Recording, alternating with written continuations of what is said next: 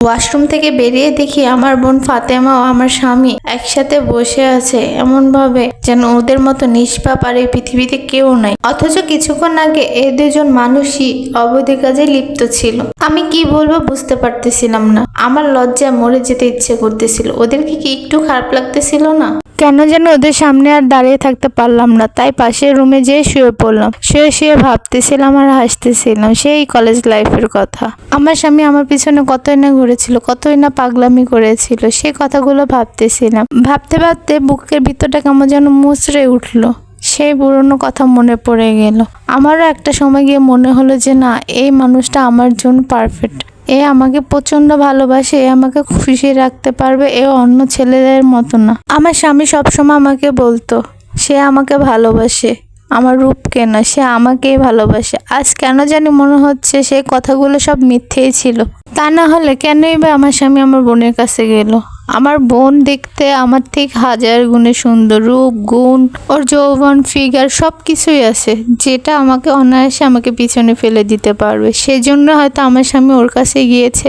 আমি ভাবতেছিলাম, আচ্ছা পৃথিবীর সব ছেলে কি সুন্দরের পূজারী? তা না হলে আমার স্বামী তো আমাকে অনেক ভালোবাসতো, কেন আজকে সে আমার বোনের কাছে গেল? আবার ভাবতেছিলাম আমার বোন কেন আমার কাজটা করলো? আমার স্বামী ছাড়াও তো পৃথিবীতে অনেক সুন্দর ছেলে আছে, তাদের কাছে কেন গেল না? ও কেন আমার সংসারটা আগুন লাগালো? এসব কথা ভাবতেছি, কিন্তু এর কোনো উত্তর আমার কাছে জানা নেই।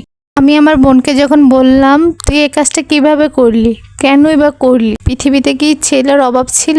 তুই নিজের আপন বোনের স্বামীর সাথে কেন এগুলো করতে গেলি? তোর কি শরীরের তাপমাত্রা এতই বেশি ছিল? তুই কেনই বা আমার সংসারটা এভাবে শেষ করে দিতে চাইলি? আমার এই কথা শুনে আমার বোন যেটা বললো সেটা শুনে আমি পুরোই অবাক হয়ে গেলাম। তখন আমার বোন বলল, আমি এই কাজটা করতে বাধ্য হয়েছিলাম। তোর মনে আছে তুই যখন নতুন বাসায় উঠেছিলি তখন আমাকে এনে রেখেছিলি কয়েকদিনের জন্য তোর বাসাটা গুজগাছ করে দেওয়ার জন্য, তোর সাথে কাজ করার জন্য। তখন আমি বেশ কয়েকদিন তোর বাসায় ছিলাম। সেই সময় আমি যখন গোসল করতেছিলাম, একদিন দুলাভাই আমার গোসলের ভিডিওটা করে এবং তারপর থেকে প্রতিনিয়ত সে আমাকে ব্ল্যাকমেল করা শুরু করে। আমি যখন বলি আমি সবকিছু আপুকে বলে দিব, তখন সে আমাকে বলে তোমার আপু কি করবে? আমাকে ছেড়ে চলে যাবে, এই তো, আর তো কিছু করতে পারবে না। কিন্তু এই ভিডিওটা যদি আমি একবার ছেড়ে দিই তাহলে একজন দুজন করে হাজার হাজার মানুষ দেখবে, তখন তুমি কি করবে? আমি ভয় পেলাম এবং আমি বাধ্য হয়ে তোমার বাসায় আসা যাওয়া শুরু করলাম। আমার জীবনটা নরক করে দিয়েছে। এ কথা দুলাভাইকে বলো না, আমি চলে যাব তোমাদের জীবন থেকে অনেক দূরে। কথা বলে আমার বোন চলে যায় আর আমি দাঁড়িয়ে থাকি পাথরের মতো। তখন আমি ভাবি আমি আমার বোনকেই তো বেশি দোষ দিয়েছিলাম। আসলে তো আমার স্বামীই খারাপ, আমার স্বামীর চরিত্র ঠিক নেই, আমার বোনের তো কোনো দোষ নেই। যে মানুষটা অন্য একজনের সাথে নিজের শরীরটা বিলিয়ে দিতে পারছে, সেই মানুষটাকে আমি কখনো আর ভালোবাসতে পারবো না, হয়তো তার সাথে আর সংসারও করতে পারবো না। আর আমি চাইও না এমন এক মানুষের সাথে সংসার করতে। আগে ভাবতাম আমি যেরকম হব আমার জীবন সঙ্গীও ঠিক তেমনই হবে, এখন দেখতেছি না, পুরোটাই ভুল। আজ 2 দিন হয়েছে আমি আমার স্বামীর সাথে কথা বলি না, সেও আমার সাথে কথা বলে না, কিন্তু সে তার কর্মকাণ্ড নিয়ে একটু আফসোস করতেছে না। সে দিব্যি ভালো আছে, সবকিছুই তার ঠিকঠাক ভাবে চলছে।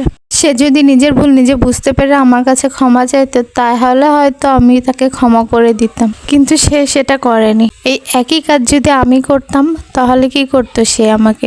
এই কাজ ছাড়ুক, আমি যদি কারোর সাথে খুব ঘনিষ্ঠ হয়ে কথা বলতাম তাহলে তো সে আমাকে মেরে ফেলতো, গায়ে হাত তুলতো। একদিন হঠাৎ করে আমার স্বামীর ফোনটা বিছানার উপরে দেখে আমার বোনের কথা মনে পড়লো। আর ভিডিওটা কি সত্যিই তার ফোনে আছে? দেখি তো, এইটা ভেবে আমি ফোন চেক করতে গেলাম। ওই সময় আমার স্বামী গোসল করতেছিল, জানি আর গোসল করতে দেরি হবে, এই সুযোগে আমি কাজে লাগালাম। আমি ফোনটা হাতে নিতে দেখলাম হঠাৎ একজন পরিচিত নাম্বারের মেসেজ। নাম্বারটা খুব পরিচিত আমার। মেসেজটা দেখলাম, মেসেজে লেখা ছিল আমার কথাগুলোকে আপুর বিশ্বাস হয়েছে, আমি সরি, আমি তোমাকে ফাঁসিয়ে দিয়ে চলে আসলাম। আমি জানি আমার আপু কিরকম মানুষ, আমার আপু এসব কথা কখনো কাউকে বলবে না, তাই আমি এই কথাগুলো আপুকে বানিয়ে বানিয়ে বলে চলে আসলাম। তুমি বিষয়টা ম্যানেজ করে নিও। নাম্বারটা যে আমার বোনের সেটা আমি দেখে আমি অবাক হয়ে গেলাম। নাম্বারটা আমার খুব পরিচিত, আমার নিজের বোন, যে কিনা আমাকে বানিয়ে বানিয়ে মিথ্যে কতগুলো কথা বলে চলে গেল। আমার এই গল্পের প্রথম পর্বটা আমি কমেন্টে লিংক দিয়ে দিব, তোমরা ওখানে যেয়ে শুনে নিও। এই গল্পের তৃতীয় পার্ট শুনতে চাইলে তো একটা লাইক, একটা সাবস্ক্রাইব আর একটা কমেন্ট করে যেও, তাহলে আমি এটা তৃতীয় গল্পটি তোমাদের বলবো। Bye bye.